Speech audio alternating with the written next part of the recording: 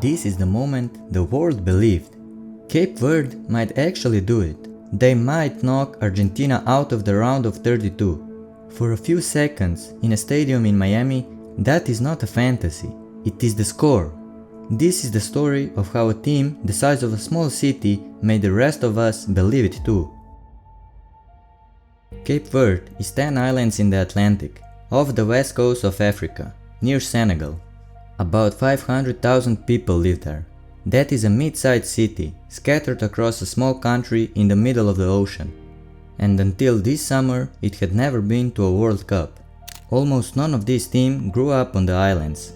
They were raised in Portugal, in France, in the Netherlands, in Ireland. The children and grandchildren of people who left Cape Verde looking for work, and the national team spent years tracking them down and calling them home. The centre back, Pico Lopez, is the clearest version of the story. He was born in Dublin. He was working at a bank and playing part-time for Shamrock Rovers when a message from Cape Verde coach landed in his LinkedIn inbox in 2018. He thought it was spam. He ignored it. 9 months later, the coach messaged again, in English this time, asking if he'd seen the first one. That is how you build a World Cup team when you are one of the smallest nations on earth. You send cold messages and you wait for someone to reply. The coach is called Bubista. He played 28 times for the same country, captained it, and he took over in 2020. He called up exactly one player from Europe's top 5 leagues, Logan Costa, a centre-back at Villarreal. Everyone else came from smaller places. This is not a team of stars. It is a team of players who had to be found.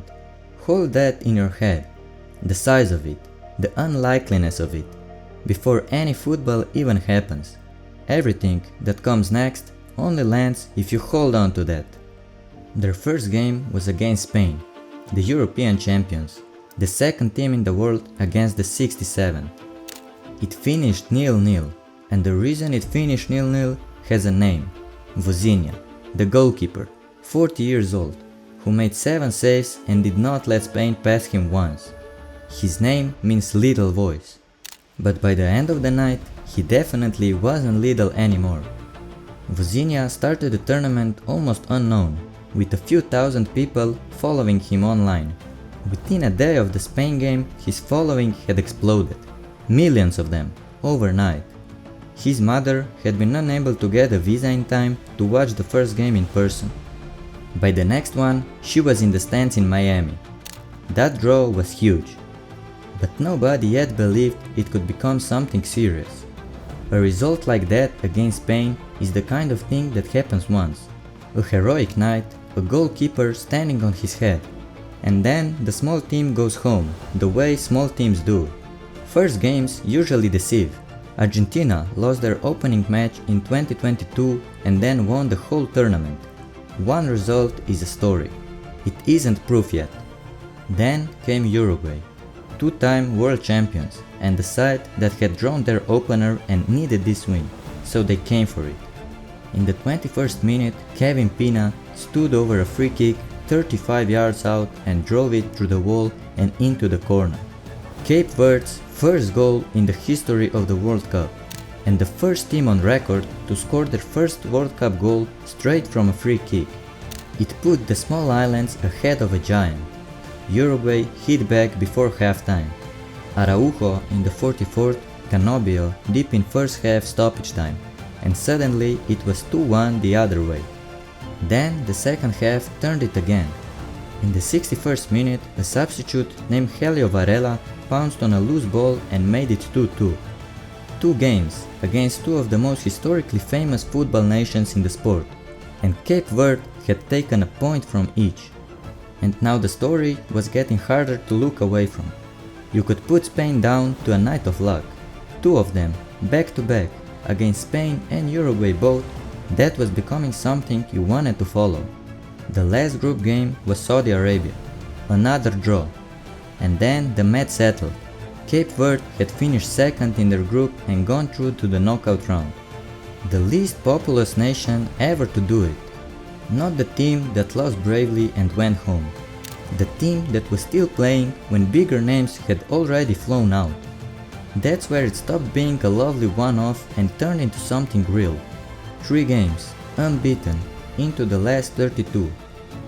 It wasn't a nice story anymore that you'd forget by the weekend. It was a team you now expected to watch, and their reward for winning the whole world over was to draw the one team built to end it. Argentina, the world champions, against number 64. And the man a lot of people will tell you is the greatest to ever play.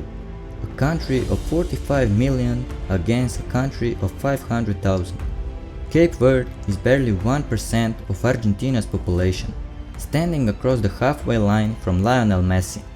Everything the group stage had earned them, this game could take back in 90 minutes.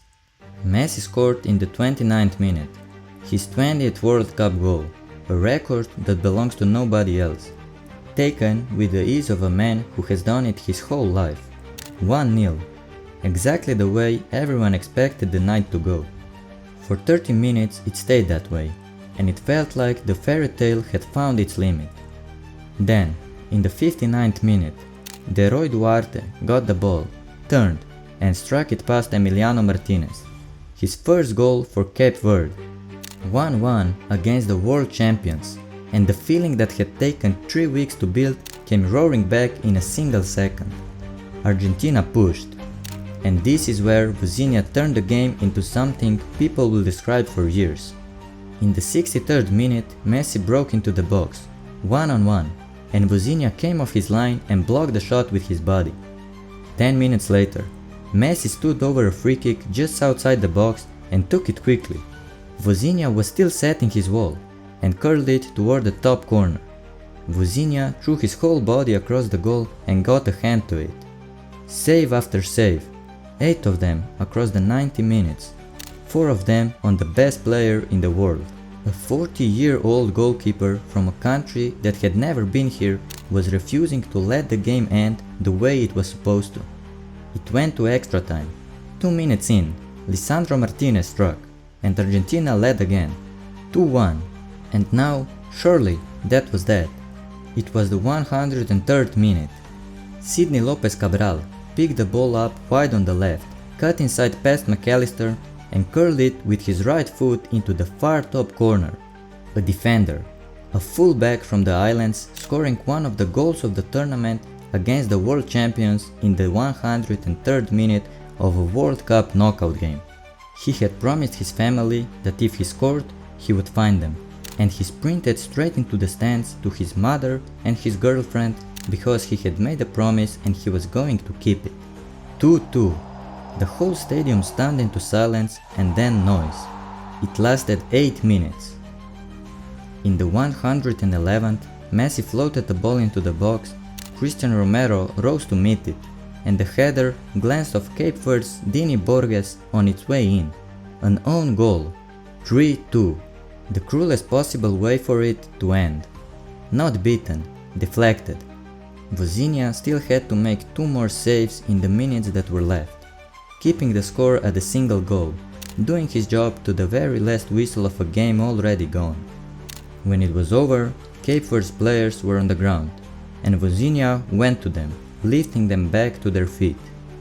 Then he found Messi, who hugged him and told him his people should be proud of him, and agreed to swap shirts in the tunnel. He had started the summer as a name almost nobody outside the islands knew.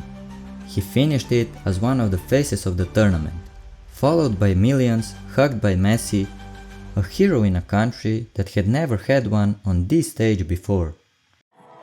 They flew home to Praia on July the 5th, Cape Verde's Independence Day, 51 years since the end of colonial rule, and thousands of people lined the streets to meet the team that has just taken the world champions to extra time. They paraded through the capital on an open-top truck, past streets full of people who, 3 weeks earlier, had never seen their country at the World Cup and now could not imagine it any other way. The islands had spent a lifetime sending their sons out into the world to be claimed by bigger places. For one summer, the world came looking for them instead. They drew with Spain, drew with Uruguay, drew with Saudi Arabia, and lost to Argentina by a goal of one of their own. 4 games, not a single win, and they still went home as the team of the tournament.